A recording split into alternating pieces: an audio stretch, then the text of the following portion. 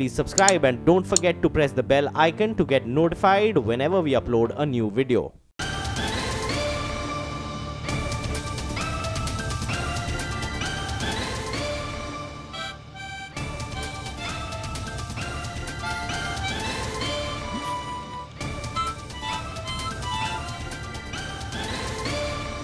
भैया जी कहीं में आपका एक बार फिर स्वागत है।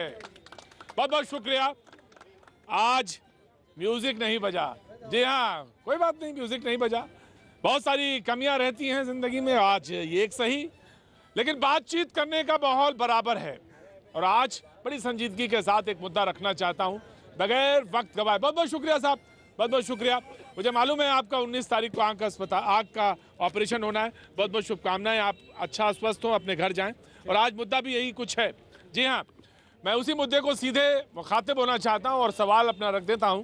सवाल ये था कि महंगे निजी अस्पताल और खस्ता हाल सरकारी अस्पताल से परेशान मरीज क्या बिना इलाज मरने के लिए मजबूर है? ये सवाल था मेरा। जब इस सवाल को सवेरे ट्विटर के जरिए ट्वीट किया तो कई लोगों की प्रतिक्रियाएं थीं। मैं आज उन प्रतिक्रियाओं को भी पढ़ना चाहूंगा, जरूरी है। अबचारुल हक साहब कहते हैं, ऐसा अगर नहीं होता जो सवाल आपने पूछा है तो इलाज के लिए अजित की सिफारिश आपने क्यों लगवाई थी?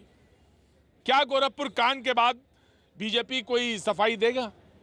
बीमार व्यक्ति लंबी लाइनों में क्यों लगते हैं? ये अबचारुल हक साहब ट्वीट करते हैं। राकेश सूरवंश साहब कहते हैं, जागरूक शिक्षा और जनसंख्या नियंत्रण अगर नहीं करेंगे तो सारी समस्याएं प्रतीक जी वैसे ही खड़ी नजर आएंगी। रजत सिंह है जिन्होंने ट्वीट किया कि प्रतीक जी, नमो केयर एक योजना है जिसे सरकार ने लॉन्च किया है और गरीब व्यक्ति से 5 लाख देने का वायदा किया है, इससे राहत जरूर मिलेगी। संजय यादव जी कहते हैं, गरीब आदमी की सुनवाई नहीं होती।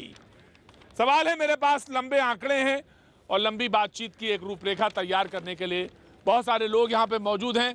मैं रोज की तरह बातचीत शुरू करना चाहता हूँ, लेकिन जो आंकड़े हैं वो बहुत चौंकाने वाले हैं। लगभग 7 दशक पहले एक श्वेत पत्र आया इसी अस्पताल और इस स्वास्थ्य व्यवस्था को लेकर, 7 दशक पहले। लेकिन साहब, हालत यह है कि 7 दशक बीत जाने के बाद भी अस्पतालों की जो व्यवस्था है वैसे ही बिखरी हुई, वैसे ही टूटी फूटी इमारत की तरह नजर आती है जैसे सरकारी अस्पताल होते हैं। क्या हो, कैसे बदले? मेरे पास लगभग रोज यहाँ पे जो आते हैं 5, 6, 8 लोग ऐसे होते हैं जिनके हाथ में ये दरखास्त होती है कि साहब एम्स तक पहुँचा दीजिए। जब आप एम्स में पहुँचते हैं तो लंबी कतार नजर आती है कि अगर हम सिफारिश लगा देंगे तो वो जिसका नंबर 4 साल बाद, 3 साल बाद, 2 साल बाद आया है उसका नंबर चला जाएगा। फिर ऐसा क्यों करें? तो सच तो ये है कि बगैर सिफारिश के नौकरी नहीं और बगैर सिफारिश के इलाज नहीं, यही सच है। और इसी सच के आसपास, शुक्रिया गगन, तशरीफ रखिए, आइए इधर आ जाइए, इधर आ जाइए। तो इसी सच के आसपास आज मेरा पूरा प्रोग्राम घूम रहा है कि बगैर सिफारिश के इलाज नहीं होता। सच ये है कि कुछ लोग कोशिश करते हैं। अजित आज भी, जिसको मैं लेके आया था, जिसकी आंख में 15 साल पहले घाव हुआ था, आज भी पूरी तरह से ठीक नहीं, क्या छोड़िए इलाज के लिए अभी भी दूर है थोड़ा। आज भी वो एक अस्पताल में बैठा हुआ है, इलाज करा रहा। कह रहा है, ये बात मेरी कह दीजिएगा। डॉक्टर साहब बैठे हुए हैं, पत्रकार बैठे हुए हैं, सुधीजन बैठे हुए हैं, तमाम सारे लोग विचार करने वाले बैठे हैं। सवाल ये हो कि तस्वीर बदले कैसे? हम दिल्ली में खड़े होकर कैनॉट प्लेस में बात करते हैं, एक छोटे से कस्बे में, एक छोटे से गांव में प्राथमिक स्वास्थ्य केंद्र जहां पर है वहां डॉक्टर नहीं है। सरकारी जिला अस्पतालों में डॉक्टर अवेलेबल नहीं है। और एक अजब सी विडंबना है, चाहे दिल्ली हो, ये समानता है, चाहे दिल्ली हो और चाहे कस्बे का कोई भी सरकारी व्यवस्था, वहां पे रेडियोलॉजी डिपार्टमेंट फेल होता है लेकिन उसी के ठीक बाहर एक्सरे मशीन ठीक होती है। ये क्यों होता है ये मुझे भी नहीं मालूम। MRI आप कभी भी नहीं करा पाएंगे सरकारी व्यवस्था में, खराब होती हैं मशीनें, लेकिन ठीक अस्पताल के बाहर सारी MRI मशीनें ठीक होती हैं। क्यों होता है? मैं ये नहीं कहता कि सारे लोग गलत हैं, मैं पर ये जानता हूं अच्छी तरह से कि सरकारी व्यवस्था में काम करने वाले डॉक्टर्स के ऊपर बहुत प्रेशर है। आंकड़े कहते हैं, जी हाँ, 1674 लोग हैं। जब 1674 लोग आप इकट्ठा करें देश में तो एक डॉक्टर अवेलेबल है इनके पास, ये आंकड़े हैं। लोग कहते हैं कि स्वास्थ्य सेवाओं में भारत जो है 154वें स्थान पे, 154 स्थान है। ये आंकड़े हैं, ये अच्छे आंकड़े नहीं हैं। अगर मैं बात करूंगा तो बहुत बात लंबी निकल जाएगी, उससे कोई फायदा नहीं। सवाल यह है कि सूरत कैसे बदली जाए। आज अखबार की एक कतरन जो मैं अक्सर पढ़ता नहीं हूं, क्योंकि शो में मैं कोई कतरन, कोई आंकड़े लेके नहीं आता, इसलिए नहीं आता कि कभी कभी आंकड़े बड़े बोझिल हो जाते हैं। इसलिए बात कहता हूं आपसे कि एक इंसान ने चौथी मंजिल से कूद के, नवयुवक ने कहना चाहिए, 18 साल के, आत्महत्या कर ली क्योंकि उसका इलाज नहीं हो पाया। आप जरा इसको सोच के देखिए कि इलाज नहीं हो पाया, इसलिए उसने चौथी मंजिल से कूद कर आत्महत्या कर ली। आज इसी वजह से ये शो मैंने रखा है। कहीं से उठिए, कहीं से जागिए, सवेरा हो सकता है। हम कैसे ठीक कर सकते हैं इस व्यवस्था को, ये जानना बहुत जरूरी है। हमारे साथ जो लोग मेहमान जो हमारे साथ मौजूद हैं, मैं उनसे तारुफ कराना चाहूंगा। जी, पद्मश्री डॉक्टर के अग्रवाल जो है हमारे साथ मौजूद हैं, आईएमए के अध्यक्ष हैं, हमारे साथ आज यहाँ पे आए हैं और मैं इनके साथ कई शो कर चुका हूँ। बहुत बहुत शुक्रिया डॉक्टर अग्रवाल हमारे साथ आने के लिए। नवीन कुमार जिंदल बीजेपी का पक्ष रखने के लिए हमारे साथ मौजूद हैं। आलोक पुराणिक साहब मौजूद हैं, आर्थिक मामलों के जानकार हैं, बहुत बहुत शुक्रिया। अवधेश कुमार जी हमारे साथ मौजूद हैं, वरिष्ठ पत्रकार हैं, कल आए थे। एसके दत्ता साहब हमारे साथ मौजूद हैं, रोज की तरह मौजूद हैं। और तमाम वो सुधीजन जो लगातार पीछे दिख रहे हैं, हमारे साथ गगन, डॉक्टर गगन मौजूद हैं। और कई मामलों में मैंने इनसे भी मदद ली है कई बार, और समाज सेवा करती हैं और कभी कभी अपने ही पल्ले से इलाज करा लेती हैं, इसलिए कभी हमेशा दुखी रहती हैं। मैं गगन आपसे खड़ा शुरू करना चाहूँगा। मुझे बताइए कि आखिर जब कोई आपके पास आता है तो आप इलाज के लिए सरकारी अस्पतालों में, प्राइवेट अस्पतालों में जाती हैं, लेकिन आप अक्सर, मैंने देखती हूँ, आप हमसे कहती हैं कि प्रतीक भैया हुआ ये है कि मैंने अपने पास से पैसे से खर्च किया, उसको इलाज करवाया। आखिर क्यों ये स्थिति बनी? आप तो डॉक्टर हैं भैया। कुछ महीने पहले मैंने आपको इन्फॉर्म किया था इस मुद्दे के बारे में और आपने वादा किया था कि आप ये मुद्दा उठाएंगे। हम प्राउड हैं आप जैसे जर्नलिस्ट के लिए जो जनता के मुद्दों को आगे लाते हैं। एक नेबर का, पड़ोसी का ड्राइवर मेरे पास आया कि मेरा बच्चा छत से गिर गया है और सीटी स्कैन कराना है, और बहुत ही दिल्ली के बड़े सरकारी हॉस्पिटल में उसको भेजा गया, 1 ऑफ द बेस्ट 5 में ही था वो। हाँ। और मैंने उनको बोला कि आप सीटी स्कैन करा लीजिए। वो बच्चा को लेके, छोटे बच्चे को लेके 3 दिन घूमता रहा और उसका सीटी स्कैन नहीं हुआ। और मेरी जाने के बाद पता चला कि 15 दिन से इतने बड़े हॉस्पिटल में जो इतने बड़े ट्रॉमा केसेस, रोज़ इतने लाइफ थ्रेटनिंग केसेस देखता है, सीटी स्कैन चल ही नहीं रहा। एंड मैंने उनको बोला कि आप ये सब नहीं करिए, ये है वो है। बहुत मैंने चक्कर काटे, कह रहे मैम किन पंगों में पड़ रहे हो, 1000 रुपये 2000 का है, करा लीजिए ना। जब मैं बाहर गई और थोड़ी बहुत जान पहचान से मेरी बाहर के सेंटर्स जो सारा आराम से चल रहे हैं, उनके उसी सरकारी हॉस्पिटल के आसपास कम से कम 200 सेंटर्स चल रहे हैं बहुत अच्छी तरह, और वहाँ गरीब लोग बैठे करा रहे हैं। तो उन्होंने मुझे बोला, उनके एक टेक्नीशियन ने हमें बताया कि अंदर जो मशीनें हैं वो GE और LG, 1 of the Samsung best brands की हैं, जिनकी कंपनी सर्विसेज भी दे रही हैं, पूरी सर्विस सेंटर्स हैं उनके, लेकिन उनके पास एक छोटी सी तार तोड़ी हुई है। और वो उनको जो अंदर टेक्नीशियंस बैठे हैं और डॉक्टर्स बैठे हैं, बाहर के सेंटर्स कमीशन भेजते हैं मशीन को खराब रखने के लिए। बताइए, डॉक्टर्स को कमीशन इस बात का मिला जाता है कि आप टेक्नीशियंस को कि आप मशीन खराब रखिए, और कोई खराबी नहीं है, एक छोटी सी तार नीचे से बस तोड़ी हुई है। और ये तो झूठ नहीं है। अमूमन सरकारी अस्पतालों में मशीनें खराब रहती हैं और इस बात के पैसे दिए जाते हैं, इस बात का कमीशन दिया जाता है कि आपका इलाज तब हो सकता है जब आप बाहर से जाके सीटी स्कैन करा लें। मैं आईएमए के भी डॉक्टर साहब बैठे, मैं उनके पास आऊंगा, लेकिन सबसे पहले अवधेश जी मैं आपको खड़ा करना चाहता हूं और मैं ये जानना चाहता हूं, देश की पूरी व्यवस्था में जो मरीज है वो कहीं ना कहीं भटक रहा है, इधर से उधर, उधर से उधर। अभी हम 1-2 मरीज यहाँ बैठे हुए हैं जो इधर से उधर जा रहा है, कहीं सिफारिश हो जाए, या तो PGI लखनऊ में एडमिशन हो जाए, या एम्स में नहीं हो सकता तो PGI में मिल जाए, या कहीं किसी सरकारी व्यवस्था में उसका इलाज हो जाए, ऑपरेशन हो जाए।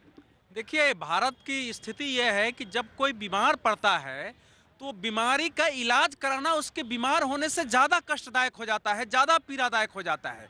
इसमें कहीं दो मत नहीं है। ये शुरू से ही स्वास्थ्य को राज्यों का विषय बना दिया गया। हालांकि केंद्र में भी स्वास्थ्य मंत्रालय है, केंद्र राज्यों पर फेंकती है और उसके कारण ये समस्या है। लेकिन मैं इसको एक व्यापक परिप्रेक्ष्य में देखता हूँ। देखिए, स्वास्थ्य जो है वो केवल इलाज की समस्या नहीं है, एक सामाजिक आर्थिक समस्या है मूलतः स्वास्थ्य जो है वो। वो मनुष्य बीमार क्यों पड़ता है उसका कारण देखना पड़ेगा। उसके बाद जो दूसरी स्थिति है कि हमारे यहाँ की स्वास्थ्य व्यवस्था को आपने पूरी तरह आरंभ से ही 1947 से ही, आप 70 वर्ष पहले की बात कर रहे थे, 1947 से ही बिल्कुल एलोपैथी पर निर्भर कर दिया गया है। एलोपैथी ने बहुत विकास किया है, उसमें शोध ज़्यादा हुए हैं, उसकी आवश्यकता है, लेकिन बहुत सारी जो छोटी और सामान्य बीमारियां हैं वो आयुर्वेद में, यूनानी में दूसरी पैथी से ठीक हो सकते हैं, लेकिन उस पर आप नहीं डालते हैं। मैं अवधेश जी, मैं आपके पास आ रहा हूँ। ज्यादा बोझ जो है इन मैं अवधेश जी आ रहा हूँ आपके पास। बिल्कुल ऑफ कोर्स ये भी बात है, और वो बिल जो है बिल्कुल चर्चा में, बिल्कुल मैं आ रहा हूँ। लेकिन हमारे साथ लखनऊ से हमारे सहयोगी उत्कर्ष चतुर्वेदी मौजूद हैं और लोहिया अस्पताल के बाहर मौजूद हैं। उत्कर्ष, मैं जानना चाहता हूँ वहाँ का दर्द और वहाँ की परेशानी, हालांकि मुझे ज्ञात है लेकिन फिर भी दिखाई जाए और बताई जाए। उत्कर्ष। प्रतीक, देखिए आपने जो बात कही वहीं से शुरू करता हूं। बतौर पत्रकार कई बार ऐसे ऐसे फोन आते हैं और रात बेरात आते हैं कि दिक्कतें शुरू होती हैं। दिक्कत ये कि लोग कहते हैं कि साहब पीजीआई में कि जीएमयू में एडमिशन करवा दीजिए। रात को जो फोन कर रहा है वो निश्चित तौर पर परेशान है। यहाँ लोग हैं, सीधा लोगों से बात करते समय नहीं लेते हैं। ये बताइए आप कहाँ से आए हैं? सिद्धार्थनगर से आप आए हैं, वो जिला जो कि नेपाल के ठीक बगल में हो जाता है, यानी इस राज्य के एक कोने से आप राजधानी लखनऊ में आए हैं। परेशानी पक्का बड़ी होगी तभी यहाँ तक का सफर किया। क्या दिक्कत? दिक्कत है साहब, पीलिया है, ये अंदर गांठ पड़ गया है आपको? हमारे औरत हुआ उठ नहीं पावत। बिस्तर मिला है, बेड मिल गया? कुछ नहीं साहब, पर हम हो वहाँ वो लेटी हुई है। हाँ, वहीं लेटी हूँ साहब। देखिए प्रतीक, सिद्धार्थनगर से आए हैं, एक ऐसे जिले से जो कि बिल्कुल नेपाल के बॉर्डर पर है। सिद्धार्थनगर से लखनऊ आया है वो। हाँ, मैं और जानता वो हूँ, अभी भी एक बेड नहीं मिला है। आप बताइए आपके साथ कौन है? मेरे भाई हैं, उनका ऑपरेशन हो गया 29 तारीख को, उसमें नई लोहिया में 15 kg का ट्यूमर था पेट में। 15 दिनों से जब आप यहाँ आए, आप कहाँ से आए हैं? हम गोंडा जिला से आए हैं। गोंडा से आप आए हैं। गोंडा से लखनऊ तक की दूरी, इतनी दूरी क्यों तय करनी पड़ती है? क्योंकि रास्ते में कोई सुविधाएं नहीं है, क्या दिक्कत है? नहीं है, इसीलिए तो आना पड़ता है सर। ये आप मानते हैं कि छोटे जिलों में अगर स्वास्थ्य सुविधाएं बेहतर होती तो शायद आप लोग यहाँ परेशान नहीं होते? नहीं होते सर। 15 दिन से हम यहाँ हैं, 24 तारीख से। आप बताइए चाचा, आप किसके साथ आए हैं? मतलब हमारी बहू है, बहू के जो बच्चा हुआ है तो उसी के साथ हम आए हैं। कहाँ से आप आए हैं? हम तो लखनऊ से ही आए हैं, कुर्सी रोड से। कुर्सी रोड से आए हैं, लखनऊ के बाहरी इलाके से। यहाँ रहने खाने में कोई दिक्कत हो रही है? नहीं, यहाँ कोई दिक्कत नहीं है। यहाँ रहने खाने में कोई दिक्कत नहीं है जी।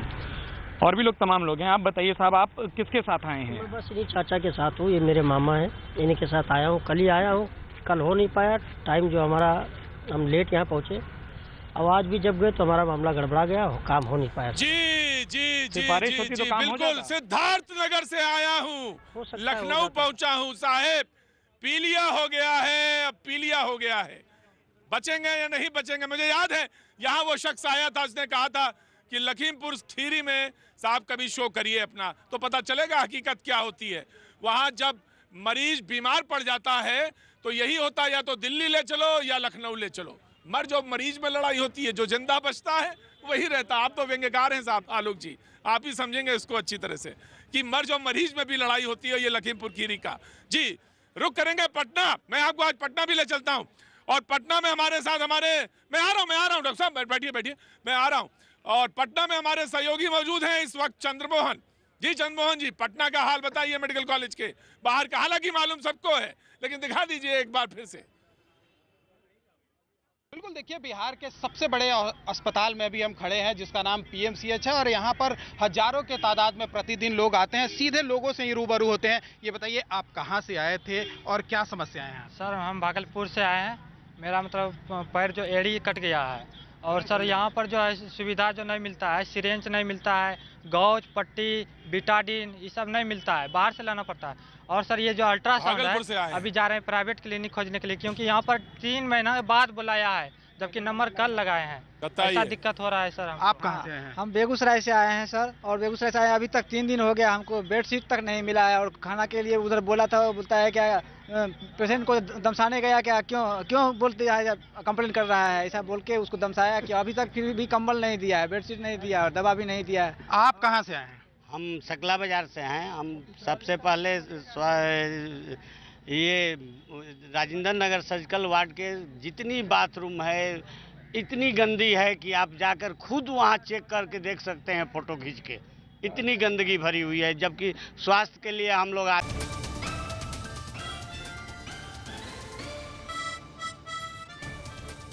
भैया जी कहीं में आपका एक बार फिर स्वागत है और मैं कैनॉट प्लेस में मौजूद आज बेहद संजीदा मुद्दे पर बातचीत करते हुए कि जहां से शुरू किया था कि आपको सिफारिश चाहिए नौकरी के लिए और सिफारिश चाहिए अस्पताल में एक बेड के लिए, इलाज के लिए। आखिर क्या करें जो अगर आप बीमार हो जाएं तो आप कैसे इलाज कराएं, जर्जर व्यवस्था। इसी व्यवस्था पर बातचीत करने के लिए मैं सबसे पहले गगन को फिर एक बार खड़ा करना चाहूंगा। जी गगन, आपका पॉइंट है क्योंकि वैलिड पॉइंट है। मेरे दो वैलिड मतलब यूजुअल पॉइंट हैं आज जो मैं एम्फसाइज करना चाहती हूँ। पहली चीज़ है कि प्राइवेट के लिए भी कोई सरकार ऐसी बॉडी बनाए या उन पे कोई रेगुलेशन लागू हो कि वो कोई भी रेट कहीं भी अप्लाई नहीं कर सकते।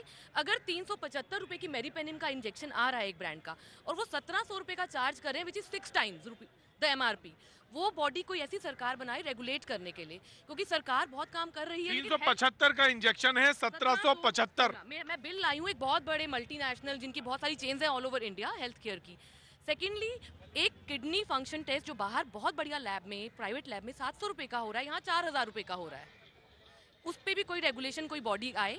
सबसे ज़रूरी मुद्दा ये है कि सरकार एक बॉडी बनाए, रेगुलर इंस्पेक्शंस करे, चेक करे हॉस्पिटल्स में जाके, हेल्थ केयर की टीम अपॉइंट करे। दूसरी चीज़ ये है कि डॉक्टर्स को एक अच्छा खासा कट मिल रहा है, प्राइवेट डॉक्टर्स को भी। अगर वो MRI करते हैं 6000 रुपये की, 3000 रुपया उसमें डॉक्टर का है इसके लिए, और ये एक ओपन चीज हो चुकी है। ये डॉक्टर गगन कह रही हैं कि 6000 रुपए का टेस्ट है जिसमें 3000 रुपए कट जाता है। जो MRI है उसमें कॉन्ट्रास्ट होगा तो वो 7,500-8,000 का होगा, और डिफरेंट सेंटर्स के होंगे। पेट CT होगा तो 25,000 का भी हो सकता है।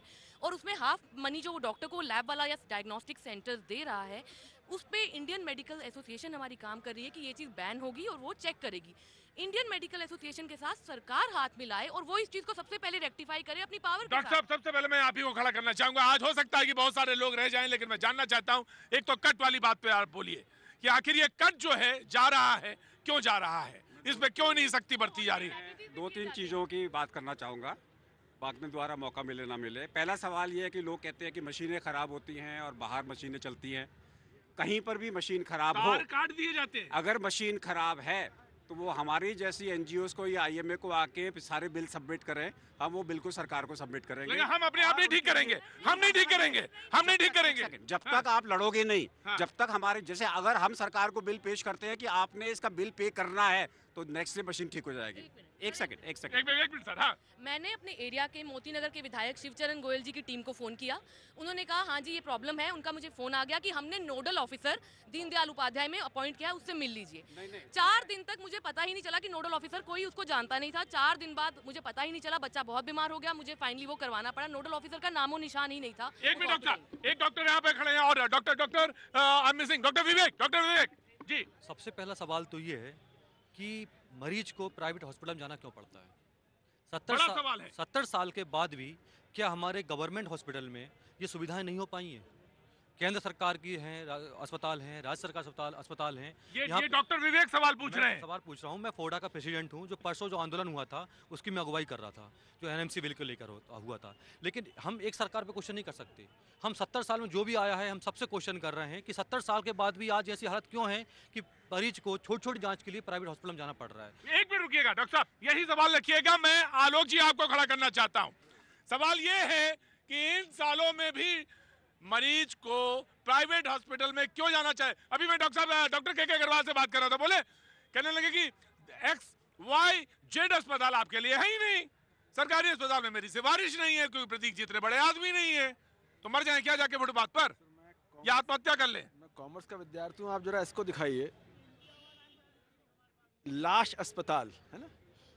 मैंने पता किया इसका रीजन क्या है, इसके अंदर का क्या हट गया है, और क्या अगर जल जाए, ला हट जाए तो हो जाएगा कैश अस्पताल। तो कुल कैश और लाश की कहानी है, कॉर्पोरेट सेक्टर के अस्पतालों की कहानी। और कैश देने के बावजूद आपको वहाँ से लाश वापस मिल सकती है। कुल मिला के कहानी ये है ईमानदारी की, एम्स में या बड़े सरकारी अस्पतालों में तो घुसना तो छोड़िए, उसके गेट पे जाने की सिफारिश चाहिए। एक मिनट, और हाल ये है, ये कोई सरकारी रिपोर्ट कहती है, इकोनॉमिक सर्वे 29 जनवरी को आया टेस्ट में ऐसी घोटालेबाजी है कि लिपिड प्रोफाइल टेस्ट मिनिमम 90 का होता है, मैक्सिमम 7110 का होता है। कोई देखने वाला सुनने वाला नहीं है। लिपिड प्रोफाइल, वही लिपिड प्रोफाइल, बिल्कुल इकोनॉमिक सर्वे कह रहा है, ये कोई अखबार की रिपोर्ट नहीं कह रही है। लिपिड प्रोफाइल 90 रुपए के भी हो रहा है, सेम 7110 का भी हो रहा है। डॉक्टर साहब आपको कह दिया, आप भी प्रोफेसर हैं यूनिवर्सिटी में, आपको कहा जा सकता है कि यू आर नॉट क्वालिफाइड। अरे भाई आपको क्या मालूम 7000 रुपए का भी लिपिड प्रोफाइल हो सकता है, तो आपको बेवकूफ तो बनाया जा सकता है। कह रहा हूँ, इसलिए जिम्मा सरकार का है कि एक तो लोगों में ज्ञान बांटे, दूसरा जैसे मिनिमम सपोर्ट प्राइस डिक्लेयर होता है ऐसे मैक्सिमम सपोर्ट प्राइस डिक्लेयर हो। भाई कितने रुपए लोगे इसके? 90 रुपए लोगे, 7000 रुपए। प्रतीक भाई, आज दोपहर को जब मेरी आपसे बात हुई थी तो उस समय आपने कहा था कि आंकड़ों के साथ आइए सारी चीज़ों को लेके। मैं आज कई सारी संस्थाओं के आंकड़े लेके आया हूँ, एशियन डेवलपमेंट बैंक की, या फिर वर्ल्ड हेल्थ ऑर्गेनाइजेशन की, भारत सरकार के हेल्थ मिनिस्ट्री की, या फिर दिल्ली सरकार, मध्य प्रदेश सरकार, राजस्थान सरकार, महाराष्ट्र सरकार। मैं भी बताऊंगा आपको जी। यहाँ पे महत्वपूर्ण बात ये आती है कि भारत के टोटल पॉपुलेशन के हिसाब से हमारे देश में 5 लाख डॉक्टर की कमी है टोटल पॉपुलेशन के हिसाब से, मतलब कि खपत है। दूसरी बात यहाँ पे ये आती है कि भारत के पॉपुलेशन के हिसाब से एक डॉक्टर है 1000 मरीजों के लिए, या फिर 1000 आदमी है, 1067 है। दिल्ली में 15000 डॉक्टर है टोटल दिल्ली में, 34 आपके डिस्ट्रिक्ट हॉस्पिटल है दिल्ली में। दिल्ली की जो पॉपुलेशन है 2012 के सेंसस के, मुझे बताइए, एक एम्स है यहाँ पर, पूरे देश का वो यहाँ पे काम करता है। एक बात ये भी बताइए, कितने सुपर स्पेशलिटी हॉस्पिटल बनकर तैयार हैं लेकिन उन पर चलने को तो नाम नहीं ले रहे। ये मुझे बताइए, ये तो आप जवाब देंगे आप मुझे कि क्यों खींचतान मची हुई है। मैं जवाब लूंगा आपसे भाई। जहां बात आती है कि एम्स के एंसिलरी संस्थाएं 2012 तक आपके दिल्ली में, भोपाल में, भुवनेश्वर में, जोधपुर में, पटना में, रायपुर में और ऋषिकेश में तैयार हुआ। पहली एनडीए सरकार की बात है, ये पहले एनडीए सरकार की बात है। उसके बाद 2014-2015 में ये जो मौजूदा सरकार ने 4 एम्स की एलोकेशन की थी। एक विदर्भा रीजन के लिए, महाराष्ट्र के लिए, एक पूर्वांचल के लिए, एक आपके पश्चिम बंगाल के लिए और एक आंध्र प्रदेश के लिए। 2016-17 में ये 3 सरकारें, आंध्र प्रदेश, फिर आपके महाराष्ट्र और आपका ये वेस्ट बंगाल को छोड़ के इन तीनों सरकार ने लैंड की एलोकेशन की है। आज तक वेस्ट बंगाल सरकार ने जो एक एम्स बनना है वहां पे उसकी लैंड की एलोकेशन नहीं की है। मैं आपकी बात जान गया, मैं आपकी बात समझ गया, मैं आपकी बात जाना। मैं डॉक्टर साहब आपके पास ही आना चाहता हूँ जी। सर ने कहा कि हम एम्स खोल रहे हैं, यहाँ खोल रहे हैं, जो भी है। मुझे एक बात बताइए कि जो गरीब मरीज है वो 200 किलोमीटर दूर जाके, जो गांव में रह रहा है वो 200 किलोमीटर दूर जाके शहर में जाएगा, 2000 रुपये उसके वैसे ही खर्च हो गए। एम्स में उसको जगह नहीं मिलती है। तो आपने जो गांव में जो सब सेंटर होते हैं, प्राथमिक स्वास्थ्य केंद्र होते हैं, उनके लिए आपने क्या किया? पहला क्वेश्चन। पहला सवाल। दूसरा सवाल, आपने एक फैमिली के लिए बोला आपने 5 लाख रुपए आप बीमा करेंगे। क्या एक गांव में 100 परिवार होते हैं, ऐसे करके हो रहा है 5 करोड़ या 50 करोड़ जो भी हो रहा है। क्या उसी रुपए का आप उसी प्राथमिक हेल्थ सेंटर पे अगर आप करते, कुछ मशीन लाते या डॉक्टर्स लाते या वहाँ पे सुविधा देते, तो उस गरीब मरीज को 200 किलोमीटर दूर गाँव शहर नहीं जाना पड़ता, और जांच करने के लिए 200 किलोमीटर दूर गांव शहर में नहीं जाना पड़ता। आपने शहर में ऑलरेडी इतने हॉस्पिटल होते हैं, प्राइवेट होते हैं और गवर्नमेंट होते हैं, और खर्चे आते हैं। तो आपने प्राथमिक हेल्थ सेंटर के लिए क्या किया? दूसरा क्वेश्चन, हमारा एक्सपेंडिचर अभी 3% किया है, जो कि अभी भी हमारे पड़ोसी मुल्क से कम है। पाकिस्तान से, अफगानिस्तान से, भूटान से, नेपाल से, श्रीलंका से सबसे कम है। सबसे कम खर्च का कोई भी सरकारें करती हैं तो वो हेल्थ पे करती हैं। मैं आपसे ये भी जानना चाहूंगा लास्ट वाले मोमेंट में कि आप अगर बिल का विरोध क्यों कर रहे हैं? एलोपैथी, होम्योपैथी वाले जो अगर करना चाहें, एलोपैथी का प्रैक्टिस करना चाहे आयुर्वेदिक वाले, तो आप विरोध क्यों कर रहे हैं? मैं ये जानूंगा। लेकिन जी मैं जानना चाहूंगा, आज सरकार की बात नहीं है, क्रॉस द पार्टी लाइन मैं बात करना चाहता हूं। मैं नवीन एज ए पुराने जर्नलिस्ट के तौर पे बात करना चाहता हूं। जी नवीन। प्रतीक भाई, ये बात तो सही है कि आज मानवता नहीं बची है। अगर आप सच जानना चाहेंगे तो अस्पतालों में भी, डॉक्टरों में भी किसी मानवता नहीं बची। अगर मानवता बची होती तो मैं समझता कि शायद बहुत सारी समस्या वैसे ख़त्म हो जाती। जिस प्रकार से मेरी बहन ये बिल दिखा रही थी कि इनके 5-5 हज़ार, 10-10 हज़ार, 5-5 लाख के बिल बन जाते हैं, वो मानवता की कमी। ये सरकारें कुछ नहीं कर सकती, कोई भी सरकार आ जाए। किसी भी देश की सरकार आ जाए वो कुछ नहीं कर सकती जब तक इंसान के अंदर मानवता नहीं आएगी। पहली बात। एक छोटी सी और बात बताता हूँ, क्योंकि एक मित्र ने कहा, वो बात बतानी जरूर है। सरकार ने इसी बजट में 519 डिस्ट्रिक्ट हेल्थ सेंटर की एलोकेशन किया है जो बनाने हैं। पहले ठीक है, नहीं सोचा गया। अभी एक आपके पास एक पेशेंट आया था, वो बता रहा था उत्तराखंड में आज तक यूरोलॉजी के टेस्ट का सेंटर ही नहीं है पूरे उत्तराखंड के अंदर। सुन करके वेदना होती है, क्या करेंगे हम। हमने हर 3 लोकसभा में एक अस्पताल बनाने की जो बात करी है, एम्स बनाने की, वो इसीलिए करी है, मेडिकल कॉलेज भी, ताकि डॉक्टर भी बने और इलाज भी हो। 2022 से पहले तक बन नहीं पाएगा वो। प्रतीक 2022 से पहले तक बन नहीं पाएगा। सुन लीजिए ना, आज से पहले तो किसी ने किया नहीं। लेकिन मेरी बात सुन लीजिए, मैं उस पे नहीं जा रहा हूँ। नहीं, मैं भाषण नहीं जा रहा हूँ, भाषण नहीं है, ये सच्ची बात है, ये हकीकत है। इस देश के लोगों के बारे में सोचना पड़ेगा आज। बिल्कुल बिल्कुल डॉक्टर साहब, पहले डॉक्टर साहब, पहले एनडीए सरकार में वादा हुआ था कि एम्स बन के तैयार होंगे। आज एम्स का डॉक्टर के ऊपर इतना बर्डन है, इतना बर्डन है। क्यों बर्डन है? क्यों नहीं बन के तैयार हुए? सेंटर क्यों नहीं बने? क्यों नहीं ऑपरेशन हुए? एक चीज बताइए, एक बात और सुन लीजिए प्लीज। मेरे बहुत एक मिनट मैं लखनऊ से आया हूँ। मेरी माँ मर गई, मेरे बड़े भाई मर गए। मेरी 2009 में 2010 के 30 नवंबर को सहारा हॉस्पिटल में मेरी माँ का ब्लड टेस्ट हुआ, प्लेटलेट एकदम सही था। 2 दिन सिर्फ लूज मोशन के लिए हमारी माँ एडमिट हुई और डॉक्टरों ने कह दिया कि इनको तो सेप्टिसीमिया हो गया और मर गई। जबकि हमारी मदर का प्लेटलेट चेक किया है और प्लेटलेट गिरने की वजह से हुआ। ये किसकी गलती है? मेरे भाई की। मैं 2 घटना आपको बता रहा हूँ, मैं अपने पिताजी की और भांजे की। 2 घटना मैं बता रहा हूँ अपने पिताजी की और भांजे की। मेरी भांजी था पटना में, एम्स में, पटना एम्स में। मैं मंगल पांडे को पीए को फोन किया, तब जाके हमारा एडमिशन हुआ। सवाल डॉक्टर साहब, सवाल मुझे मालूम है। एक मिनट रुको। सवाल इनका है कि इनके माता का प्लेटलेट ठीक था। सवाल यह था कि ऐसे केस तमाम सारे आते हैं। अब दूसरा उसी के बगल में है, दूसरे बगल में एम्स का आपने वादा किया था, इन्होंने वादा किया था पहले एनडीए सरकार में। अब है क्या स्थिति कि वो ऑपरेशनल नहीं हुए। यहाँ पे एम्स में भीड़ है, यहाँ पे एडमिशन होता नहीं है। एम्स अकेला आंसर नहीं है। एम्स अकेला आंसर नहीं है। आपको अफोर्डेबल हॉस्पिटल्स को प्रमोट करना ज़रूरी है और जो डॉक्टर्स के ओन्ड हस्पताल्स होते हैं अपनी जगह के अंदर में, जिसको हम स्मॉल हेल्थ केयर ऑर्गेनाइजेशंस बोलते हैं, उसे प्रमोट करने की ज़रूरत है ताकि अफोर्डेबल लोगों को इलाज हो सके। प्रतीक भाई, मैं खुद एक विक्टिम हूँ इस चीज़ की। मैं आपको एक इंसिडेंट बताता हूँ। 3 महीने पहले की बात है। दिल्ली सरकार के एक प्रसिद्ध अस्पताल है जहाँ पे कैंसर की इलाज होती है। मेरे रिलेटिव वो अपने मामा को लेके गए थे, 3rd स्टेज पे था कैंसर में। डॉक्टर जेपी नड्डा जी का सिफारिश था, दिल्ली सरकार के हेल्थ मिनिस्टर का सिफारिश था। उसके बाद भी एडमिशन नहीं हुआ दिल्ली सरकार के इस अस्पताल में। 3 दिन तक वो लोग चक्कर काटते रहे। फिर हताशी में उनको वेलोर मेडिकल कॉलेज में लेके जाना पड़ा। पता है वहाँ के डॉक्टर के हेड ऑफ द डिपार्टमेंट ने दिल्ली सरकार के इस अस्पताल के क्या बोला कि 3 लाख रुपए दीजिए, 15 मिनट के अंदर आपको बेड मिल जाएगी। ये तो दिल्ली जैसे कैपिटल के अंदर ये चीज हो रही है। सवाल ये है कि पैसे से हो चाहे सिफारिश से हो, इलाज दुर्लभ हुआ है, इलाज नहीं मिला है और यही जनता का रोष है। चाहे वो लखनऊ का केस हो, चाहे उनके पिता का केस हो, चाहे तमाम सारे लोग यहाँ पे जो मौजूद हैं उनका हो।